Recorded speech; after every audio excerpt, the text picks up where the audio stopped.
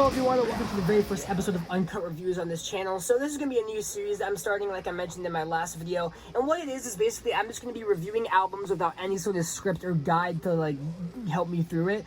And I think what it's going to do is it's going to help me be a little more honest with my opinions and make the reviews a little better. Because honestly, I feel like whenever I review albums, I'm a whole lot better when I'm unfiltered and unscripted. So I feel like this is going to be a really good series for me to just get my opinions off on albums that I really like.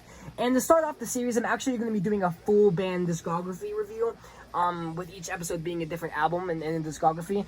And the band that I'm doing is Bring Me the Horizon, and I thought they were a good band to start out this series with because they change sound all the time. Every single one of their albums sound different. So I'm going to be reviewing all of their albums from Count Your Blessings to Amo. I might do Post-Human Survival Horror because some people do consider that an album, although it is more of an EP. I'll think about it whenever I get there. But for now, we're just going to be reviewing the 6 main Bring Me the Horizon studio albums, one album video.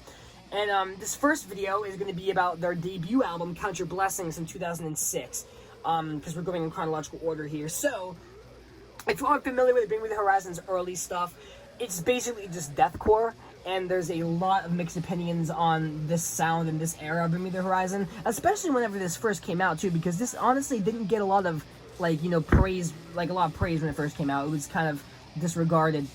Even by the band, about a year or so after this album came out, they were already kind of throwing it off as, not very good. It came out in October 2006. They had a release before this, which was a 4-track EP called This Is What the Edge of Your Seat Was Made For, which isn't very good. It's not even remotely near the kind of deathcore that they're doing on this album. It's quite different. But this album is when they really got into that deathcore sound, the most iconic deathcore sound that you would associate really early Bring Me the Horizon with.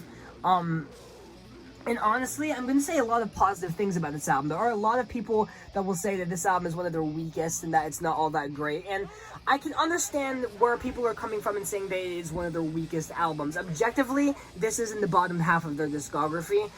But personally, I don't understand how you can say it's a bad album. There's nothing necessarily terrible about this album. And honestly, it's one of my personal favorites from the band. Even going and listening to their later stuff like That's the Spirit and Amo, 2 records that I actually really love, this album is still in the top 3 for me in terms of my personal favorite Bring Me the Horizon albums, because it's an album that honestly really got me into checking out more heavy music, even though I'm not necessarily really well versed at all in deathcore, but it definitely helped me to get into more heavier music. And we're going to be talking more about how I feel about certain tracks and just the sound as a whole as we go further on. Before we get into the things that everyone talks about with this album, which are mostly mediocre to negative opinions, I want to talk about some of my favorite aspects of this record first, because there are honestly a lot of things I really like about it.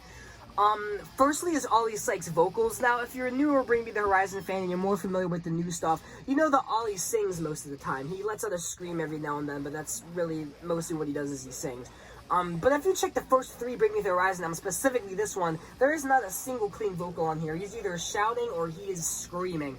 And he has some really great high screams. He's probably one of my favorite, screaming vocalists. I really like his high vocals, and his low vocals got the really nice growl going on in there. And he did continue these vocals and carry them out into the next album, but they're not nearly as prevalent as they are in this album. Pretty much every single song, Ollie is screaming his vocals out. And I really like the vocals in this album. They go back and forth, and honestly, they are a little too much at some points just because of how much is going on. There's a ton of really low screams mixed with these insanely high screams, and it is honestly a little hard to follow sometimes, and a little over the top because of some of the lyrical content on some of the tracks. But overall, I'd say I really do like the vocals. And another thing that I want to bring up is the guitar work on this record. Lee Malia, if you guys know Bring Me the Horizon discography, which when we're going through these records, it's going to be kind of hard to compare the early stuff to the later stuff because it's so drastically different. But Lee Malia from these early albums where he is just absolutely shredding it up to the later albums when it's still really good and he's coming up with some really great riffs, but it's just not as complex as the early stuff. I feel like it's really cool to go back and hear what he was doing on the early Bring Me the Horizon stuff because there are a lot of really great solos and guitar moments on this album. He lets out so many pinch harmonics on the guitar, tons of really cool melodic solos. My favorite solo on the album is probably the solo on A Lot Like Vegas, which is very different from the rest of the album. It's very melodic, as opposed to some of the other tracks on the album with that opening solo on Off the He's There, where it's just absolutely insane, absolute insanity. So that's one thing I can really say about this album, and I feel like a lot of people wouldn't disagree with me on that, is that the guitar work on this album is absolutely fantastic and almost easily the standout. the band really does feel pretty tight on this album. As messy as some of the tracks are, which we'll get into, they do honestly feel pretty tight for being pretty young when they recorded it. They were like about 18 or 19 when they were making this album, so you can really see the talent showing here. You can really see their influences. They'd said in interviews before that they were influenced by a lot of other bands, and you can see that like kind of bleed into the music a little bit. But for really young kids making this kind of music, it is pretty impressive that they were able to make something this good. And that ultimately brings me to the negatives on this record. And I guess this is a good transition because the band, whenever they went into the studio, said that they were trying to make the heaviest record that they possibly could. So they made the most brutal and like just extreme record that they could. And that definitely shows on the album because a lot of the tracks do definitely just... It feels like they're doing it for shock value and for heaviness value instead of just like pure good like songs. As for like the artistry of the album, and the most notable track for that is "I Used to Make Out with Medusa," which if you read the lyrics of that track, you can kind of see where I'm coming from here. They're really just trying to get that shock value in with the lyrics, and just a lot of the song is just a lot of chugga chugga chugga chugga chugga, even though there is some really great riffing on the song. And there's just a lot of tracks on the album, like "Pray for Plague" is another one, which is one of the best songs on the album, where you can really see that they're just like, their immaturity is showing, if that makes any sense. It feels like they're trying to be a super insanely heavy band, and not focusing so much on actually trying to make good songs.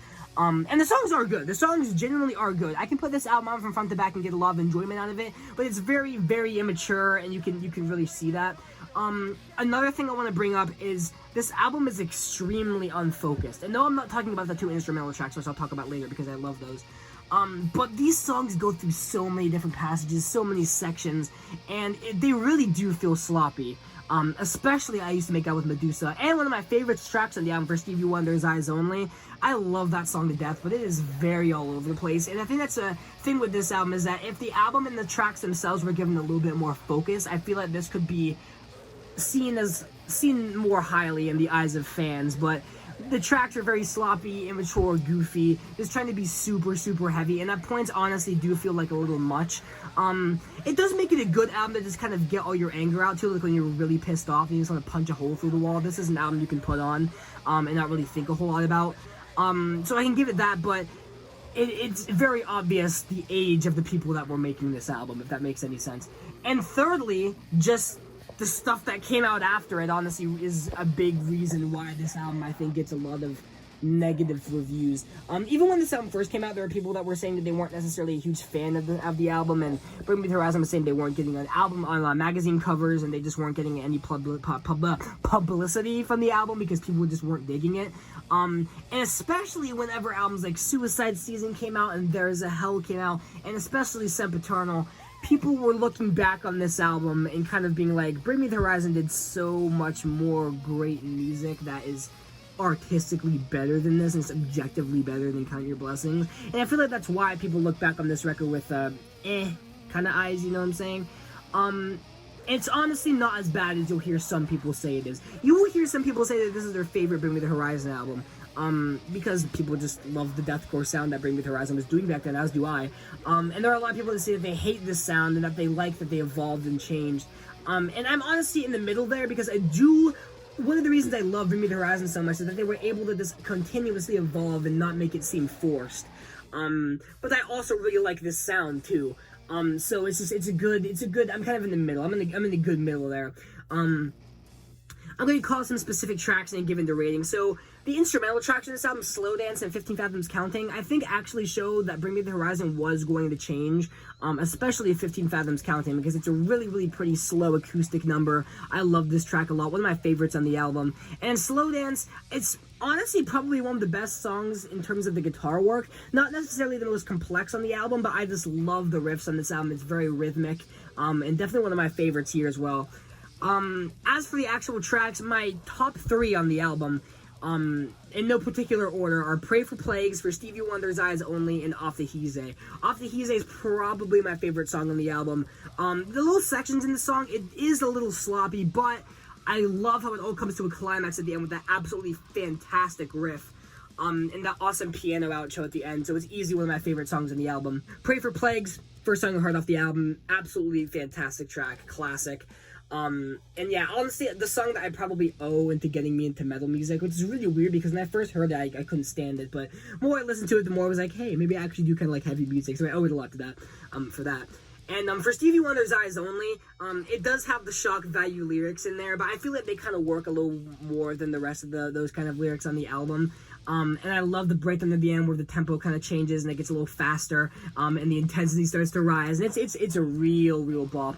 Another track I really want to highlight is A Lot Like Vegas. It's one of the shorter tracks on the album, but this is where Ollie kind of changes up his vocal style a little bit and does more of the shouting vocals as opposed to the screaming. And I really like that. And Black and Blue, while it is one of my least favorites on the album, it is honestly a song I do not hear anybody talk about, especially when talking about this album. It's just a really great song. And Liquor and Love Lost, I think, is the only other song I haven't talked about. Not a highlight for me. I do really like the ending when like it's getting absolutely insane with the pinch harmonics, which they really do use the pinch harmonics a lot in this album. It's kind of annoying, but that's a song where I feel like it kind of works. It's got the you know, it's super fun. So yeah, what would I rate this album? Now, this is going to be the only album in the Bring Me the Horizon discography where I'm actually going to be giving it 2 ratings, because this is an album where some people say it's a 10 out of 10, some people say it's a 2 out of 10, some people say it's the worst in the discography, some people say it's their best album. So I'm going to be giving it 2 ratings. First rating is going to be my objective rating without any bias, and my second rating is going to be how I personally would rate the album. So being objective here, this is probably a 7 out of 10. It is a very immature album. Some of the lyrics in here are very like this made for shock value. There's a ton of breakdowns, way too many breakdowns, and especially where they were headed, this is an album that is really easy to kind of make fun of, and I get it. But I also do really like how you can kind of see a little bit of foreshadowing as to what's to come, with songs like Off the He's with the piano outro. They're really different outro on Tell a Slayer Not to Wash His Dick. And songs like 15 Fathoms Counting, which show the band at a softer, more approachable angle. And it shows that they were open to experimentation, so I think that's really cool. But in terms of personal enjoyment, this is like an 8.5 to a 9. It's in my top 3 favorite Bring Me the Horizon albums. Just because I get a lot of personal enjoyment out of it. I can rock the hell out to this album and get so much enjoyment and like fun out of it. But I know objectively it's not one of their best. And after seeing what's to come later, my favorite Bring Me the Horizon album is yet to come. But this one is up there for me. I really do love this album a lot. So that's going to wrap it up for the first episode of Uncut Reviews. Stay tuned for the next episode because we're going again with Bring Me the Horizon, the Suicide Season, the next album. See you guys in the next episode of Uncut Reviews. This was a lot of fun to do. And stay tuned for more videos.